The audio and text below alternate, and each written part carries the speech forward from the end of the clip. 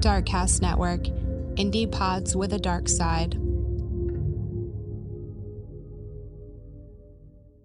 Hi, this is Kelly. And this is Jenna. And you're listening to ODFM. This episode is One Dildo From Murder.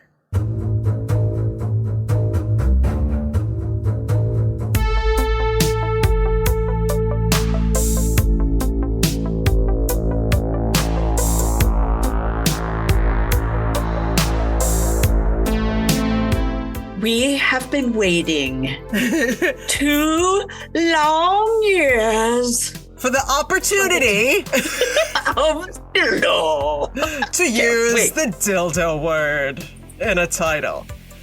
Can we get any better than this? It's this is a good story that it's going to be a two-parter. Yes. I mean, so, it's a big one. It's a big one. That's what you're saying. I'm saying it's a big one. Is it one of those double-headed ones? I don't even know how to approach that. I initially found an article about this like at least a year ago when I was actually trying to find a story that would go with the word dildo. I mean, we need it. Yes. Right? And I had to top the one dick for murder. You've gotten one dick and one dick scar. I was like, I'm behind. So I was looking. Don't say behind. So I was looking, but there were only just like little snippets. I couldn't find, I don't know, for some reason I didn't find these episodes. So anyways, after the last thing I was doing, I had watched a Forensic Files 2 episode. And as I finished watching that and was typing my episode, the next one started to play. And I was like, get out. This is the story. It's the big D. So it's the big D. So I had the Forensic Files. I listened to it. It was awesome. And then I started doing what I normally do, which is, try to find some other articles and get some extra info and stuff. And damn it, if there wasn't a 2-hour Dateline Secrets Uncovered. And I was like, oh my shit. God. And then it just, whole open dive in. It was, Secrets of Dildo. Right, exactly. Are you ready for this? I think so. I'm not sure if I can take part one. You have to try to take it. Here we go. Can you take the D? Can you take the D? We are going to be in Deer Park, Washington, which is in Spokane County, which is the far east side of the state. I'm like northeast, southwest. Yeah, man, we looked at moving to Spokane. I kind of wish we should have. Oh, it looks like it's beautiful, but there's also some dildos. There's dildos there. A lot. Well, fun. On the morning, no, maybe it wasn't a morning. Sorry. My bad. Never mind. On December 3rd, 2011, police were called to do a second welfare check at the home of a woman. It's never good when they have to go back a second time. Right. You didn't do it right the first time, probably. Right. This woman had been reported missing, right? The day before, they had been to the home after her ex-husband had called asking them to check on her because she hadn't picked up their younger kids from school. And no one had gotten a hold of her. So she didn't show up to pick up the kids. And they're like calling her and no one had been able to reach her. She didn't pick up the kids and no one had talked to her since. He asked them. So police did go over there, but nothing appeared wrong with the house. Everything was locked up. It was dark. They looked around. They were like, we don't see anything. We don't see, she's just not here. So they couldn't break in because they didn't have any. I guess they didn't have any reason to go in. I don't, I'm not totally sure how that all works. But then after receiving pressure from the woman's family, the police went back to the home the next night. Oh this time they had contacted her landlord because she rented the house, who had given them a key. Oh. So this time they entered the house and, there was no signs of forced entry or anything. Everything looked good. Everything seemed fine till they went to the master bedroom. Oh, the bedroom's where it happens. That's where the magic happens. It's where the magic happens. Well, if it's a dildo story, it's going to be in the bedroom. I mean, I don't think we're giving anything away right there, right? So the woman is naked. Well, that tracks. Yeah, right. Severely beaten. Okay, that doesn't not track. Severely beaten on the bed. All they said was her body had been posed. It had been staged. There were sex toys involved. And she's severely beaten. And she's severely beaten, and she's naked on the bed, right? That's not funny. So, and they were like, they do this. They investigate murders, and they were still like, yikes. They were like, oh, that's a new one. We haven't seen this one before. Oh. The victim was 42-year-old Shannon Denise Conway Starbuck. Conway was her maiden name. Starbuck. Starbuck. So Starbuck, like Starbucks in Washington, right? It started in Washington. And so her name was Shannon, pronounced Shannon, but it was spelled Chanin. Why do people do that? I don't know. Because then you can't find your stuff on a pencil or those little license plates and shit. Yeah, you go to the souvenir shops, you never get anything. No, plus the teachers are like, Chanin? Chanin. Yeah, exactly. Chanin. Chanin. Chanin. It's Chanin, Shannon. are you here? Just say Shannon. It's Shannon. Shannon had been a classically beautiful woman. She was tall. She had long, beautiful blonde hair, big blue eyes, gorgeous smile. She was a 10. Easy peasy, right? Her friends described her as a dedicated mother to her children. She was very kind. She was classy. She always had time for a friend. Aw. All those things. She was born in April of 1969 in Indiana and she had 2 brothers and a sister, I believe. It's kind of hard to suss some of this stuff out, right? But I believe it was 2 brothers and a sister. Her parents at some point got divorced, and she and her mother and her siblings moved to Florida. That's where she graduated from high school.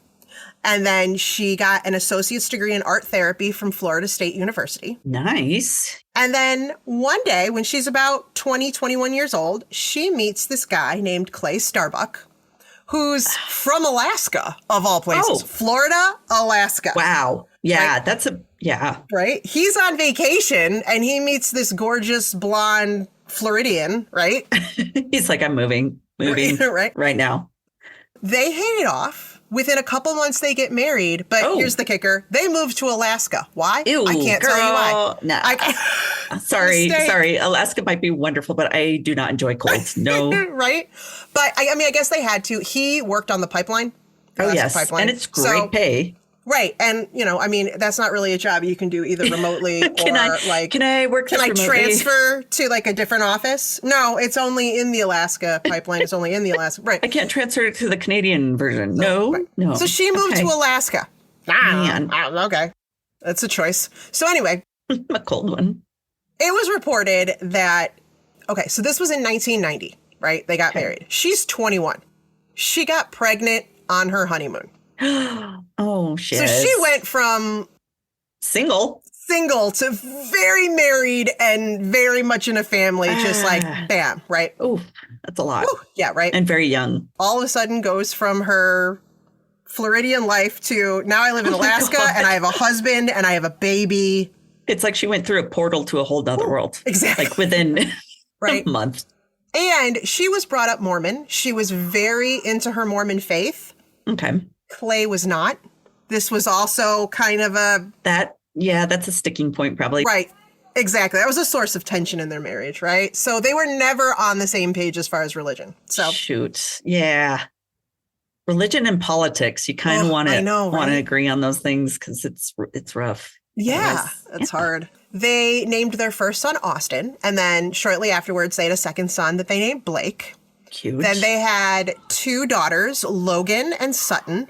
But after 10 years of marriage, she's still very young, 4 kids already. He's working on the pipeline. Their differences got the best of them. And they got divorced. They got divorced in 2000. So they made it about 10 years, right? They did their best to co-parent together. Yeah, but it's hard. It was reported that they ran very hot and cold. They either really got along or they really didn't. When they, when they were getting along, it was great. When they weren't, it was rough. Oof. At one point, though, they kind of rekindled their romance, and they ended up getting married a second time in 2006. If it doesn't work this first time, maybe just go with dating for a long time or something. I don't know. Ugh. Yeah. So they got married again 6 years later in 2006. This time they moved to Deer Park, Washington. Okay, so they're like, we're going to go in between freezing and right. We're going to go. We're at least going to join the states that we're going to be in the contiguous. Yes, thank you. That's what I was trying to say. Right. Whatever we call it. We're just going to try to be a little less isolated. Maybe that'll help. Yeah, right. Well, we won't be like way up there. So, I mean, her family's still in Florida, though. So whatever. She probably still didn't have a very big support system. So I'm sure. And I'm sure that was difficult. And she's still very young. So absolutely. So they have another son that they named Marshall. He's the youngest. Is it Eminem? No, that would make the story so much more exciting. That'd be awesome. Sorry. Yeah. Okay. What a tie-in with the dildo, and then like he did that song "Monster" with Rihanna, and then she does that S10 song. Totally. I mean, it all full circle. I was like, right? that sounds like Eminem's family, but no. Sorry. Oh, okay. They moved to Washington, but Clay still worked on the pipeline in Alaska.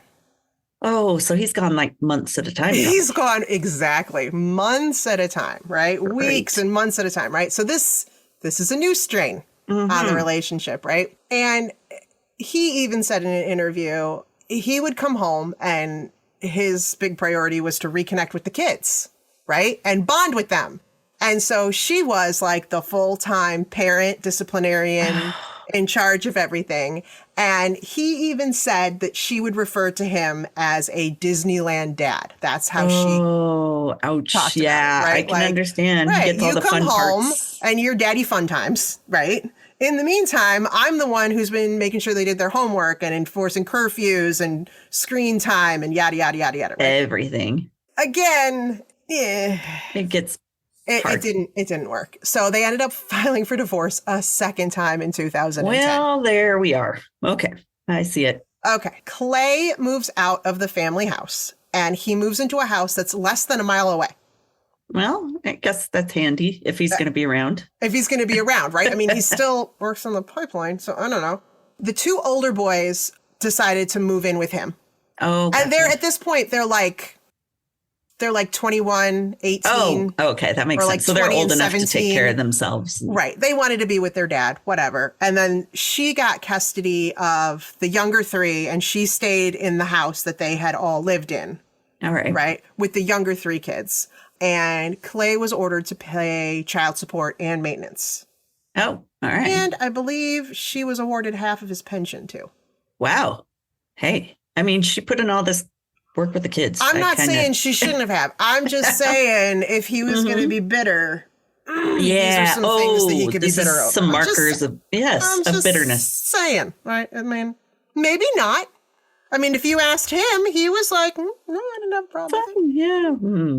In 2011, as the divorce was being finalized, at some point during then, Clay suffered from a back injury and was out of work on disability. So he couldn't be in Alaska. So now he's also in Deer Park, right? Which, I mean, at some point, if you asked him, it was great because he was around a lot more for the kids. He said they made great co-parents, right? Okay. Now he was all Mr. Involved. He wasn't Disneyland dad anymore. Now I can pick up the kids. And now he saw them a lot. He saw them on weekends. They took turns driving them to school and picking them up. And he said they had great communication. They would trade weekends or whatever and be like, you know what? Can you take them this weekend and I'll do next weekend? And then it worked out really good. Okay. According to him, it's all rosy. Sunshine and roses. Exactly. Right. So now Shannon is now 42 years old. She's twice divorced. She's got 5 kids ranging in age from like 12 to 21. She got married at 21. Yeah. She's 42. So she literally has spent half of her life as a married mother. Yeah. And the other was living in Alaska. Yeah. Or Washington, right? Bonkers. Yeah. So, okay.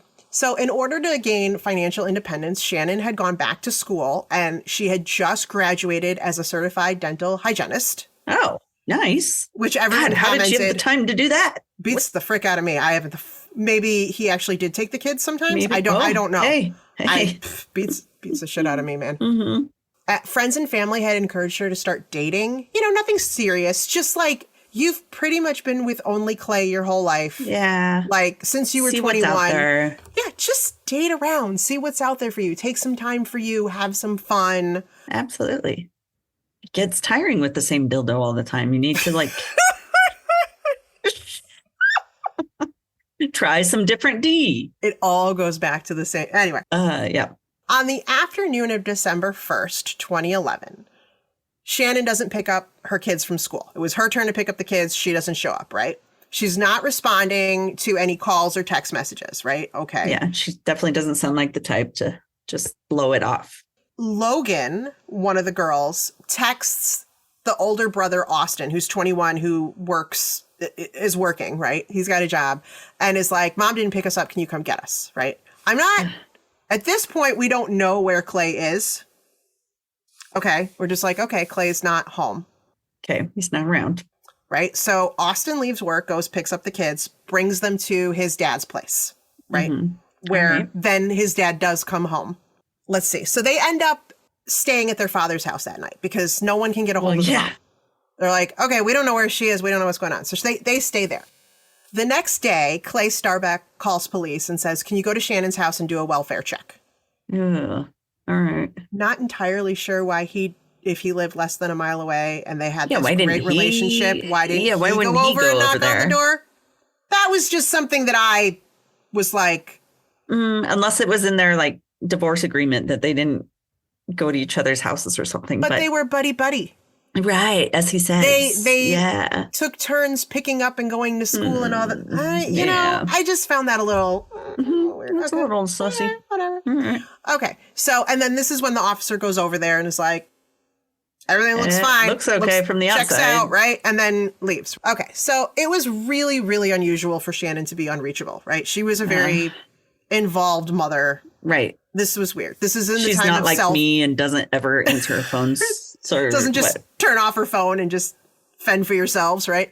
And she used to talk to her mother almost daily, or at least text, at least call or text, right? Cute. So her mother realizes no one's seen Shannon because Logan, I guess, had texted her grandma, or one of the kids had texted the grandma and been like, have you talked to Mom? And she's like, no, wait a minute. Why? Right? Yeah. And she's like, this is weird. And they're like, no one's talked to her or seen her since she dropped us off at school. That's weird. Oh, crap. Her mother, why can't I find her name? Did I write it somewhere else? Oh, I've been... It's Shannon. It's... her mother's name was regular. It was Melanie. Her mother's name was Melanie... Spelled with a Y. Or something? Nope. Oh. Spelled normal, too. I don't know, man. She just didn't want the normal for her children. So she tries calling, or she tries texting. Shannon usually texts back pretty regularly. Nope, doesn't get anything. All right, weird. Okay. She's texting with her grandkids. You still haven't heard from Mom. This is odd. Tries calling her. Her voicemail box is full. She's like, that's a red flag, right? Unusual. So she's like, something's wrong. So she calls the sheriff's department and is like, you guys got to go over there again. Okay. Go back and do another one who kind of pushed for the next. Yes, we need... this is not right. I'm telling you, something's not right. So that's when they go there the second time, and they have the key, and they go in. The crime scene. Shit. There was no forced entry, which is why everything looked fine, right? Okay. No forced entry. Nothing in the house appeared to have been disturbed. Nothing was stolen, didn't look like a break-in. Her purse was there, valuables were there. Everything was... As it should be. Except for what they found in the bedroom, right? Okay. First inclination is she must have known her killer.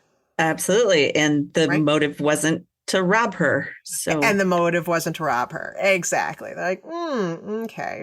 Then they're looking at this scene, the positioning and all this, right? So God, how humiliating. I guess at least you're dead. So exactly. But still, she's got 5 children. Some of them are young. All of it. She is, by all accounts, this classy, doting mother who is very active in her faith. I mean, this is pious, probably kind of horrifying. Yeah, this would be right? The worst thing she could imagine. Not that there is anything wrong with any having any of this stuff. But, but again, this is all in the privacy of someone's bedroom. And to have all these people coming in and examining. Oh, my God. Right? She was found not only naked on her bed, but posed in a provocative position. I don't know what. Didn't really want to look too hard. You can't draw it for us? I cannot draw it. I can't describe it. honestly did not look that hard to find out. I didn't really want to know. I'm like, you know what? I got an imagination. It's cool. I got it. Mm-hmm. Oh, they kept showing police photos and all you kept seeing was the end of the bed with her bare feet with her red painted toenails. That's all I kept seeing. Like, oh my God. Like, why even show those? You can't see anything. So yeah, stop it. And there was a sex toy involved. They didn't say what kind or whatever, but she was posed in a certain position, a humiliating position with a sex toy of some kind. Yeah, that's some sort of vengeance going on there. Like they want to humiliate her. That's not right. Okay. And they know that she'd be so offended by it. And there were a number of sex toys kind of on display, which you also wouldn't think a mother of 5 would have just hanging out around in her bedroom. Right. Okay. They did say that there was a gun safe in the room and it was open and there were toys that, I mean, that's a place to hide them. I mean, that's probably safer than your dresser, right? I mean, it's a gun safe. Totally. It's probably locks and shit and, you know. Yeah. Maybe fingerprint. Right? You can only open it with fingerprint. There you go. Right. Okay. It was just a lot of the interviews and things that I saw and read, like just a lot of the first responders were just really like surprised by the scene that they came in on. They were just like, wow, this was obviously meant to humiliate her. Yeah, absolutely. Ugh. But after the shock wears off a little bit, right? They realize, okay, so she's posed on the bed, on the mattress, but only the mattress pad is on the mattress. Ooh, okay. The sheets and the bedding have been removed. All right. So someone was taking evidence away. Right. And there's like a little bit of staining on the mattress, but like based on the severity of the brutality of the beating that she took, there should have been more on the mattress pad. Right. So they're like, okay. So they're investigating and it appears like the blankets and stuff from the bed, like the bedding, the like, you know, like the comforter and stuff, they were kind of lazily folded on the floor. Who stops to fold that shit, right? Yeah. Okay, right? They were kind of folded up on the floor. And then the actual sheets and stuff, the bed had been stripped and it was all in the washing machine. Oh, okay. Now, I don't know who cleans up in that, sense. They actually did a load of laundry. So, right, that was strange. Yeah, I'm trying to get rid of evidence. And, they do note that the washing machine had been wiped down. So whoever did, there were no fingerprints to be found on the washing machine. Yeah, somebody was smart. Someone took some time to clean up. So they also made a point of whoever did this knew that they had time, right? Oh, okay. They weren't worried about right. No one's going to come in and walk in. I have time to do a load of laundry. I can pose. You know, the kids aren't going to be there for a certain amount of time. There was likely beating and torturing. This wasn't an easy, slow thing. This also would have taken time. And it appeared that she had been strangled. They could tell from the marks on her neck that she had been manually strangled, right? Before they moved her body, they did swab her neck for DNA. Ooh, good. Because they were like, we're pretty sure, right? Police also suspected that she had just showered before she was attacked. Like, there wasn't clothes there. The way she was found, it looked like her hair had probably, like, air dried. Like, it was just kind of wet and then it had just dried. Mine when it air dries. Right. I'm surprised that they could even tell. That, like, that doesn't look like she, I don't think she dried that. That was not a round brush blowout or, her hair has not been flat ironed or nothing. Yeah. So, right.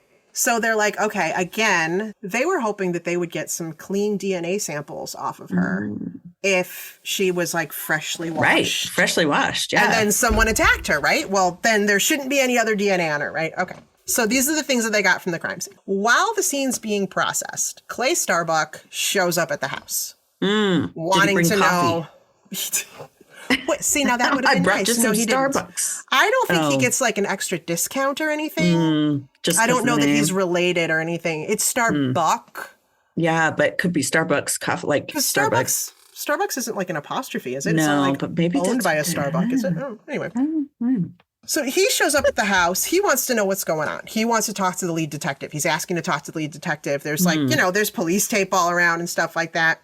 He's her ex. So he's not the next of kin. They can't really tell they him can't say something. anything, right? So they're like, and he really wanted to get in the house and see what was going on. And they're like, you can't. Sorry, you got to stay here. So they're like, what you need to do is go to the station and speak to the lead detective and give a statement and all this. Okay, yeah, in fact, we want to speak with you very badly. We would very much like to speak to you. Thank you very much, right? He goes to he goes down to the police station or the sheriff's station or whatever. And when the detective tells him that Shannon was found dead, he practically collapses with grief. He's putting on a wonderful show. He was like, I've been practicing emotional for this. And it kind of went on a bit. Like he was really shocked and torn up about this, right? Oh, we like this now. Right. Yeah. Like, all right, okay. Clay tells them that no one had been able to reach Shannon for like about 2 days, right? And this was highly unusual. It was very much not like her. He, of course, denied having anything to do with her murder. He tells the detectives that he and Shannon have a great co-parenting relationship. Yep, because this is what he claims over and over and over. Exactly, that they were always messaging each other about what was going on with the kids, trading weekends and stuff, all that. Then why did you get divorced if it was so rosy? Well, we'll get into that now. Oh, good. Okay.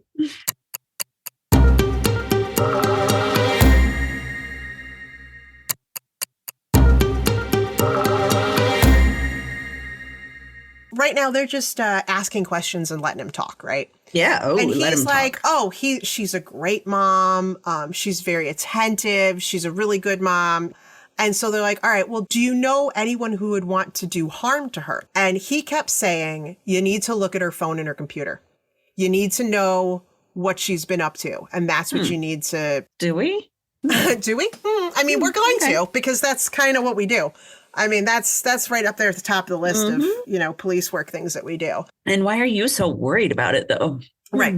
So he was like, I know she started dating and she's going on like dating sites, right? Oh, so somebody's jealous. Right. He mentioned that, he believed that she was on a dating site for Mormon singles. I was just thinking that. That's hilarious. That's exactly right. And he said that actually is why they weren't concerned when she didn't pick up the kids, because they figured she either was on a date and forgot, which kind of goes against the whole, she's this awesome mom. It doesn't sound like her from his description. He said something like, maybe she was out with a man, she lost track of time, they were at dinner. I'm like... Does that happen a lot? Because it doesn't sound like that happens a lot for her. I was like, really? Or she got mixed up or whatever. And this is interesting because when we look at her cell phone, there's a slightly different story there. Oh. But he's like, maybe there was just a mix up. She didn't think it was her turn to pick up the kids or something. Huh. Okay. But she sounds like the type that would have like those mommy calendars with everything stickered and... I know where I have to be. Right. And it said that she had just graduated for dental hygienist. So she wasn't in school anymore. And there was no report that she was working. So, yeah, she wouldn't have any other distraction. Yeah, it doesn't really track, right? In fact, like he said, he and the kids weren't so much worried about her at first. They were more like annoyed. Okay. Where are you? Yeah, how dare you? There was actually a voicemail on her machine that was their daughter, Logan, that sounded kind of like annoyed, going, Mom, please come home.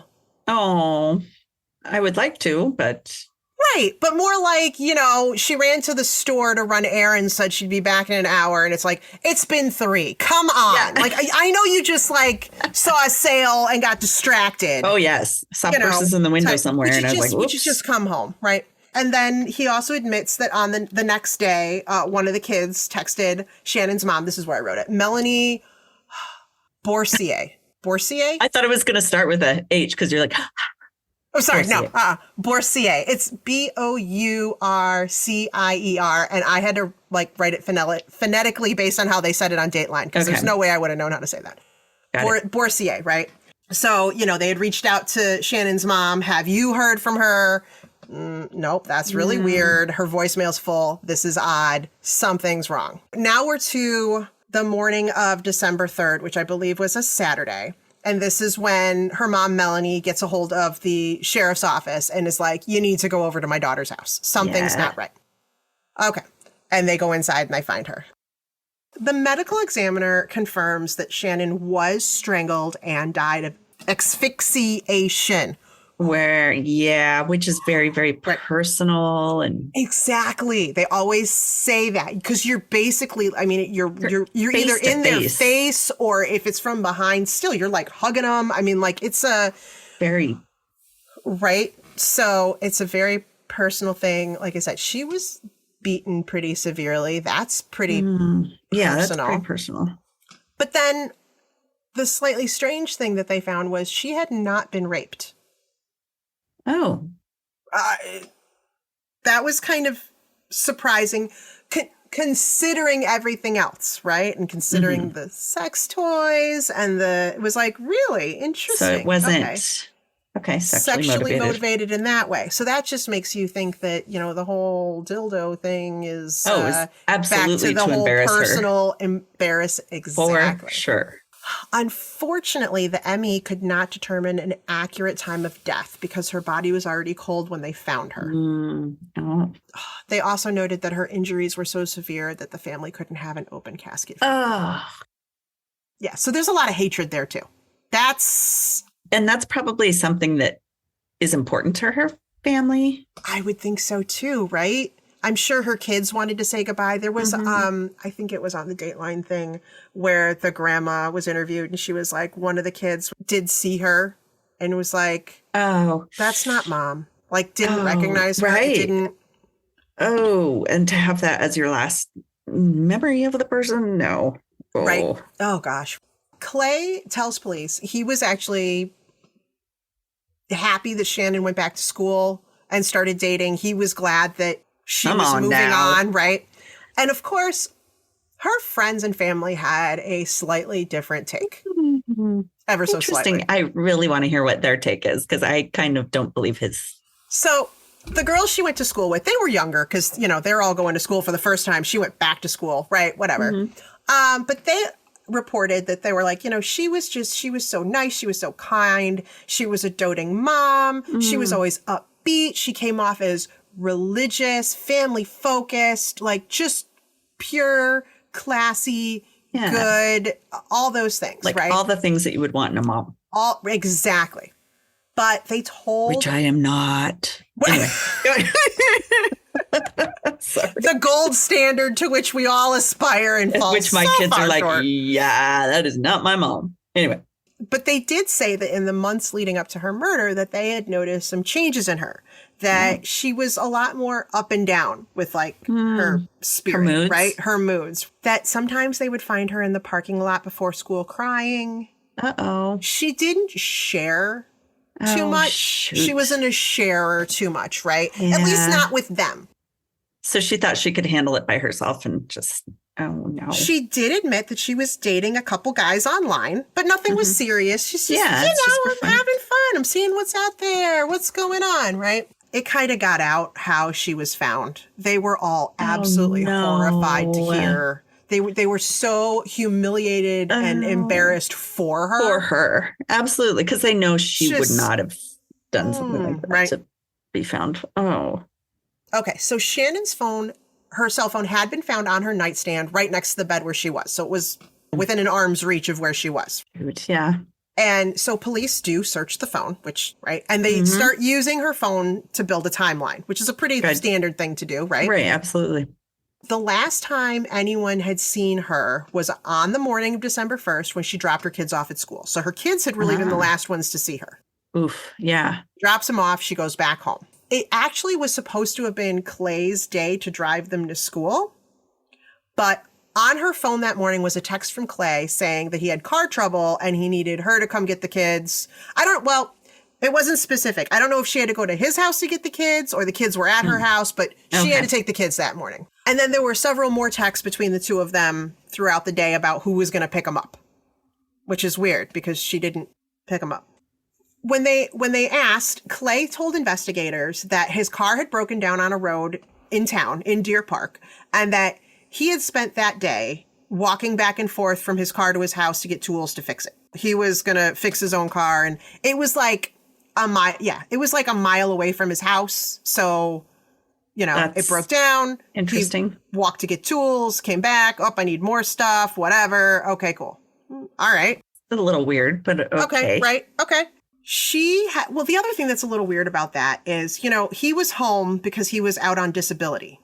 Yes, but he still would be able to work on his car. But he can work on his car. So I'm guessing he wasn't getting on his back and going underneath, jacking up the car and changing the oil or anything. But still, back injury. You have to lean over the engine and... It'd be like the hardest thing to do, you would think. Yeah, that stuck out to me. I was like, the insurance people might want to know that. Right? I mean, people with, right? Check that out. Yeah. People with back injuries, I mean, he basically, so it's 2 miles every time he had to walk home, right? Man, he really got his steps in that day, right? Yeah, he's doing pretty good for that disability. Maybe he needs to go back to work. I don't know, but. Okay, so they're looking at her phone, and she had received a text message at 8:06 a.m. from a Tom Walker that said, "Good morning, sexy." Now, just for me personally, I'm not a morning person. I would have been like, it's too early for that shit. Shut up. 8:06? Please. Like, Please. We're not doing sexy right now. I'm not sexy right now. I'm having coffee and I don't want to talk to anybody. I'm in my penguin onesie. Exactly. What is sexy about this? He texts her with "Good morning, sexy." She replies back with a "Good morning, handsome" at about 8:30. A little while later. Okay. Then at 8:29 a.m., Tom texts again and asks her to take a photo of herself in a sexual position using a device. That's very specific. It is. Also, again, 8:30 in the morning. Really? Really? I still haven't had enough coffee for this. Isn't that like a midnight area kind of a text? Like, it's 8:30 I realize my kids are at school, but dude. Don't you have a job? Tom, go to work. Right? The thing to note about it is the position, the request was very, very eerily similar to how she was posed. This feels like a setup. Just saying. Right? I mean, she certainly didn't take the picture after she died. Like, forgot to send it. Oh, God, right. Now, Shannon had not taken or sent the picture. She did not take that picture. That picture was not found in her phone. She hadn't sent it. In fact, she didn't reply to him at all. She was probably like, "Ha ha, wouldn't you like to see that?" And then we're moving on. Funny. Right. Yeah, that's cute. Or, no, you went too far. I'm out. Ghosted. Yes. Taking you off my Tinder app. So anyway, she didn't respond after that. All right. First thing detectives want to do is message this Tom Walker. Right. And they're like, okay. So they take the number off her phone and they message him and they're like, "We would like to speak to you about Shannon Starbuck." And he was like, "Sure, I have nothing to hide." Absolutely, right? Okay, so he's a real guy. He's a real guy. They had met online from some dating app or whatever. He was a car salesman, and he admitted, on December 1st, I was sexting with her. Sure, yeah. Okay, right? I was the only one sexting, but... I was right, exactly. But... It wasn't really it was a very one-sided conversation. He was at work all day, and he attended a funeral. And... there were people that could verify and vouch for seeing him at where he worked selling cars and at the funeral. So there wasn't a lot of time for any funny business in between. Right. And not very sexualized places to be. No, right. And you exactly. want to be sexting. Oh, gross. Don't be sexting. I'm at a funeral. I'm turned on. Right there. Ew. Come on now. That is the wrong kind of stiff. Wrong kind of stiff. Oh gross.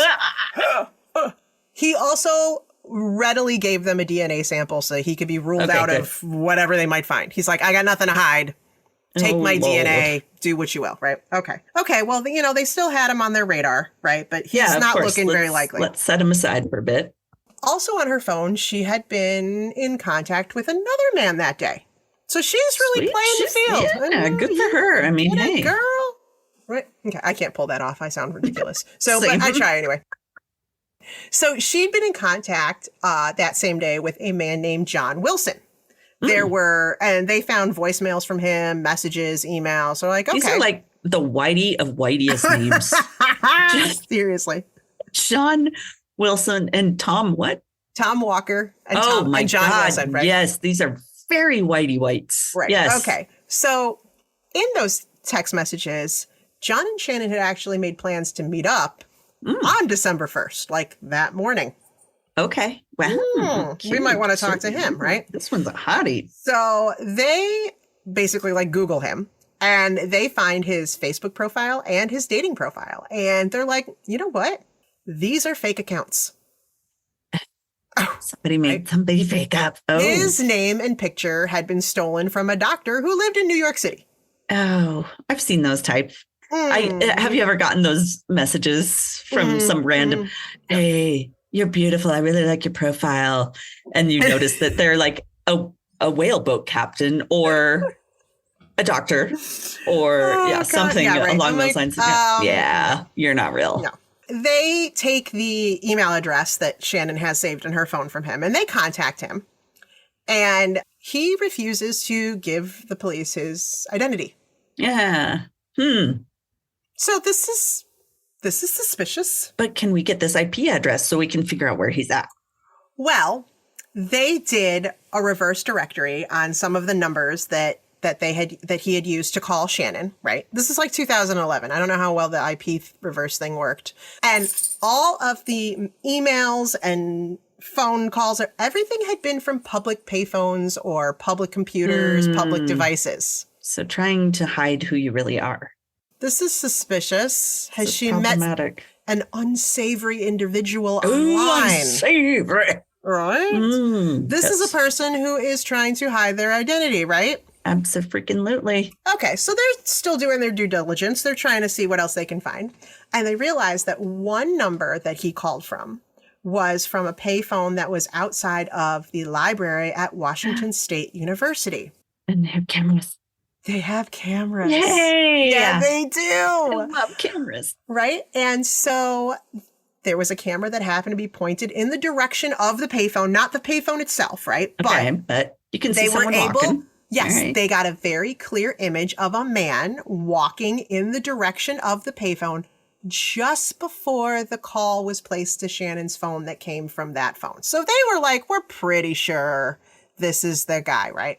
Ooh, can I guess who he might look like? Who? Clay. No, he didn't look like Clay. Oh, sorry. I thought I had it solved. Okay. Sorry. Oh, that would have been good. No, he didn't look like Clay. Sorry. So they message this fake John Walker again, and they demand that he comes forward with his identity. And he was like, I'm not giving it up. So they basically go, okay, cool. We have this image of you. And so you can either tell us or we're going to put it on TV and we'll let the public tell us who you are. Yeah. And they have a good base of people out there that probably know. So it took about 20 minutes for him to call up the police and be like, all right, yeah, okay, so here's the deal. My name is actually John Kenline. Okay. And yes, I know Shannon. Yes, I've been dating Shannon. Yes, I've been to Shannon's house. And the secrecy is because I'm married. Ew. And a high school teacher. Ew, I thought you were going to say a high schooler. And it was like, no, he wasn't a high schooler, but still. He doesn't want to get caught because he's cheating on his wife. And it doesn't really look good as a high school, right? He could lose his job, right? Yeah, so he's like, this is the reason for all the secrecy and stuff like this, right? So they're like, okay, all right, we'll take that for right now. So they're like, so you've been to her house, right? When was the last time you spoke to her? They know, right? Because they got it on the phone. But he admits, he's like, okay, yeah. He's like, I messaged her on December 1st and we made a plan. He's like, I was supposed to be at her house at 10:30 a.m., which that was in the text messages, right? Okay. However, he said when he got there, she didn't answer the door. Okay. Okay. Well, all right. You're putting yourself at the crime scene, right? You know that, right? Okay, cool. Yikes. Knocks at the door. She doesn't answer. He's like, okay. So he drives to a payphone because he's still not about to use his own phone, right? So he drives and finds, I don't know where he found in 2011, where he found all these payphones. Well, now they're extinct. So I don't know. Can't tell you where you would find one. But apparently in Spokane County in 2011. Maybe because of, right. I don't know. Maybe because of the university still. Maybe. I don't know. But or this guy was really good at cheating on his wife. And so he had pinpointed all the payphones in the area. I don't know. Good right? Lord, that's a lot of work to go to. Right? But all right. So he finds himself one of his famous payphones and calls and gets her voicemail and leaves a message. Just kind of like hey, give me a call. What's going on? Not like where the fuck? It was really weird. He just was like, hey, what's going on? Let me, give me a call back or whatever. Yeah, and I thought we were hooking up. Right. Then he drives back to her house again. He's really into this. I mean, he's like, well, we were supposed to meet up and, I was going to get dedicated cheater. Cheater. Well, he probably had like a window he had planned out. I mean, this was like, if I remember correctly, this was like a Thursday. He probably had to take off school and get like a sub. Like he went to some effort. Yeah, it was his off period, and he's like, "Hey, I only got this one period. I have so much time, right? This is my planning period. I have to I'm supposed to be grading papers and shit. Like, we got to get this done.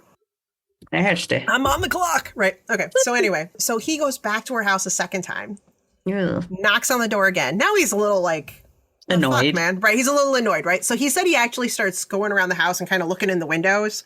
But he didn't really see anything, and most of the shutters were closed, which he stated in his interview was kind of unusual. So I'm like, he's been there a couple times. So this isn't a first time. Interesting. First time, right? So he's like, all right, this is weird. He leaves. He's like, all right, I guess we're not. I have to go back to the school. Great. Just got to go back to work. Jack off in my car by myself now. Great. He leaves, and he tries texting her a few hours later. This time, she replies. Oh. And says, did you come over? Like, yeah, bitch, I was there. I was ready for you. Right. Okay. Says, did you come over? And then after that, sends another text that was something along the lines of, how about later tonight?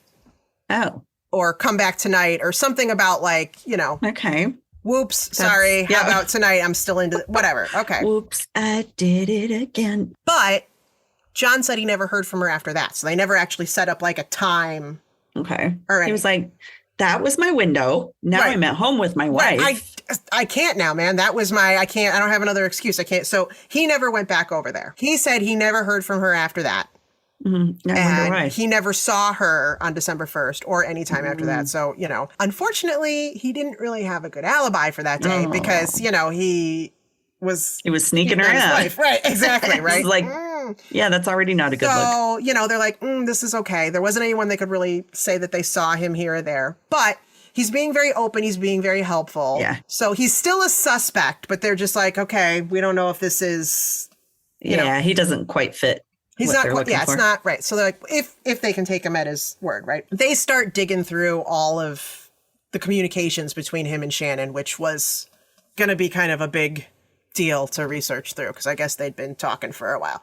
So in the meantime, they're like, all right, well, that's still a lead we got to follow up on. But in the meantime, they found that Shannon had texted other people during the day, not other guys, but like, it's like, dang, she's on it. Right.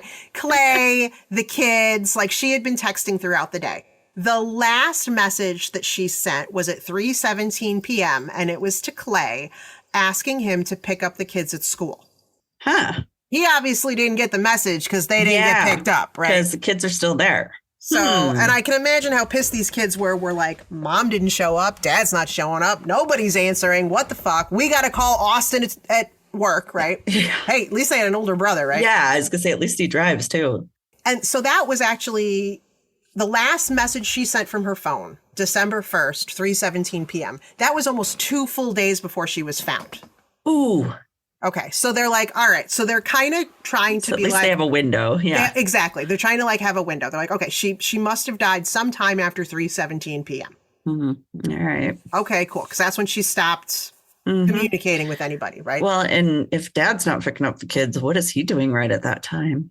Apparently he's still fixing his car with his bad back. That's right. That's right. Yeah. Okay. All right. It's working on that car. Then... police kind of get like a break, right? It's been about 3 weeks since the murder now. And police finally received the cell phone records from Shannon's phone. Like the official ones from the, they've been looking at her phone, but now they have them from the phone company. They have the real ones. Okay. This is where they discover that a call to 911 was made from her phone on the morning of December 1st at 9:17 a.m. What? So this is after she took the kids to school. Yeah. After Tom Walker called and asked her to send a racy picture that she didn't send. Uh-huh. Right? Okay. And they're like, well, this is crazy because we looked through her call log and we didn't see a 911 call, did it right? not go through? So here's what happened. Found out, and I don't know if she really had a Samsung or not. That's the phone that they kept showing on TV. Her phone and some phones at this time, I don't know if they still do this or not because I've never heard of this before, had a safety feature on it where it wouldn't show in the call log if you dialed 911. So that if you were like in a situation like with a kidnapper or something and they grabbed your phone, they wouldn't know that you had placed the call. Wow. That is insane. Had you ever heard of that? I'd never heard of that. No, I did not. I know just that was a assumed thing. that would be in there. Right. But you know what? Now that I think about it, I've done the thing where I've accidentally like hit my button 3 times, trying to do something. And it was like calling a murder. And I'm like, no, don't call. Yes. But I don't remember actually looking in the call log and seeing that it said it was dialing emergency services or 9. I'm trying to remember. Yeah, weird. Right. So it's I get it. It makes sense, right? For so sure. that you can like make a call for help without actually letting anyone know that you made a call from help, right? So police didn't know. The other thing is that somehow the 911 call had not been properly filed with the sheriff's office. I was going to ask, would they have had it on their end? Like, right. Yeah, something. So they're like, well, shit, we didn't know anything about this, right? Oh, no. They that's a problem. do whatever they have to do to call the 911 people, whatever. Yeah. And are like, do you guys have the recording of this call? Yeah. Call came in at 9:17. I think they should be the same department. But okay. Yeah. So, aren't we all the police? Right. Do we not have this? Like, do we not talk? What kind of... We don't communicate within our own company. So I am well versed in that. I work for a communication company that doesn't communicate. Anyway, okay. So I digress. So they get the recording of the 911 call. It was only 28 seconds long. Oh. And so it's really short. I heard it. I don't know that it's even worth trying to get it to play. But basically, it's like you hear the recording kind of click on. You hear like the call come on.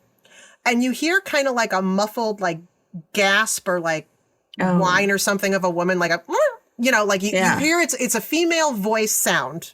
Jeez. But it's not a word or anything. It's just like a noise, right? Yeah.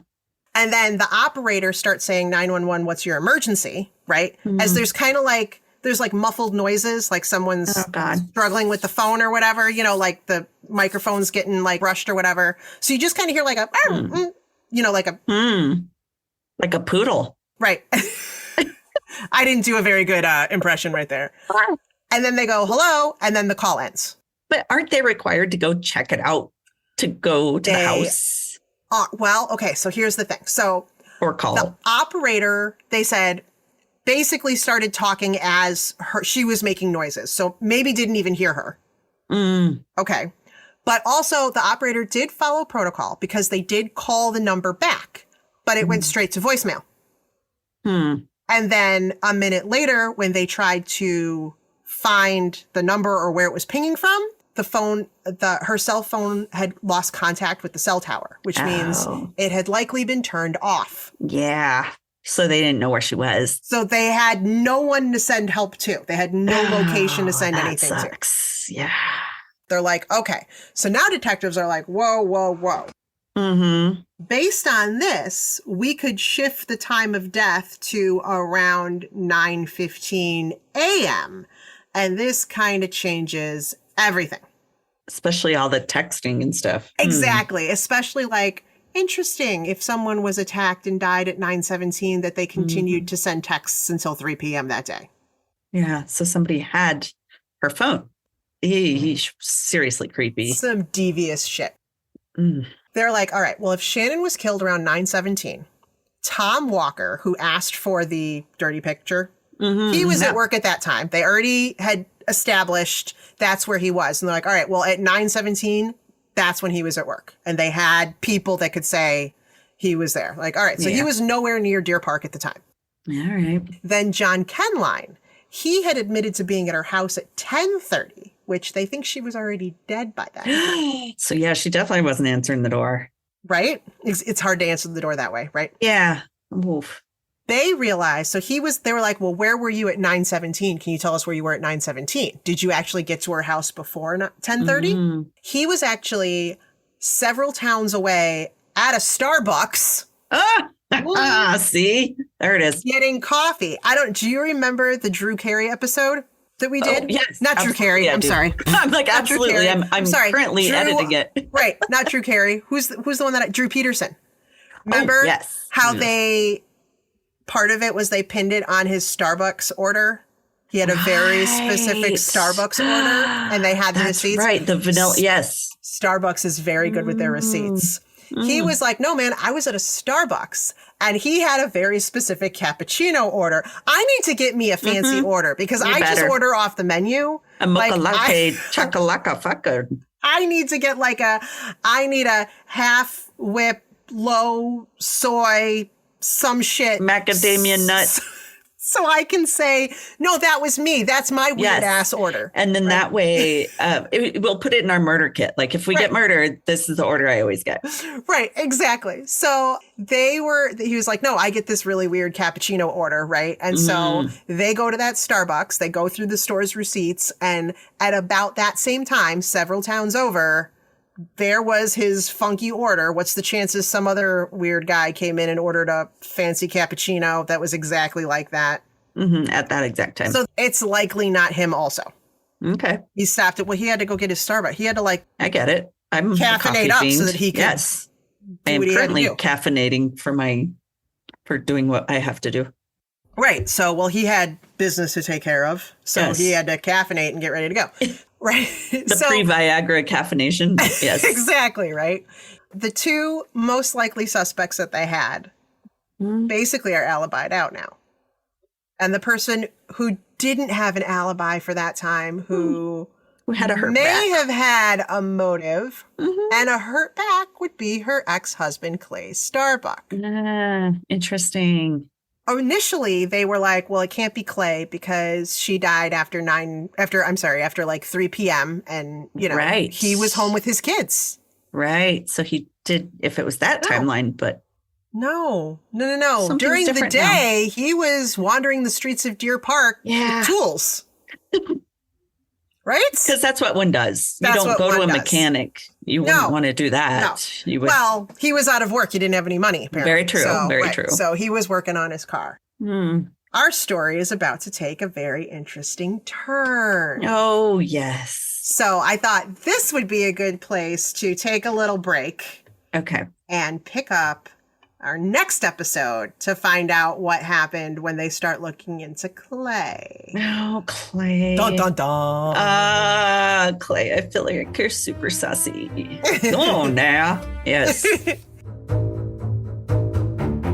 Hey, Oddies. Thanks for listening to another episode of ODFM. If you're a longtime listener, hey, we cannot thank you enough for your continued support. And if you're a new listener, thanks for giving us a try. If you like us, please drop us a like, subscribe, or rate us so we can share our stories with more people around the world. And if you'd like more information, like links to our podcast and socials, along with our Patreon fan page, those links are all on Linktree under ODFM Podcast. That's linktr.ee/ODFM Podcast. Side note, you guys, we're obsessed with fan art, and we love making things with it, like stickers for our fans. So if you'd like us to use your designs, send it to us at odfmpodcast@gmail.com. And if we use your design, we'll be sure to send you a sticker. Thanks for listening to another episode of ODFM, hosted by Kelly DeVries and Jenna Swanson. Production and editing by Kelly DeVries. Theme music by Eric Swanson. ODFM is a satirical true crime podcast for entertainment purposes only. The stories you hear are serious and true. The comments and opinions are not. We apologize if any of our content is harmful or disrespectful.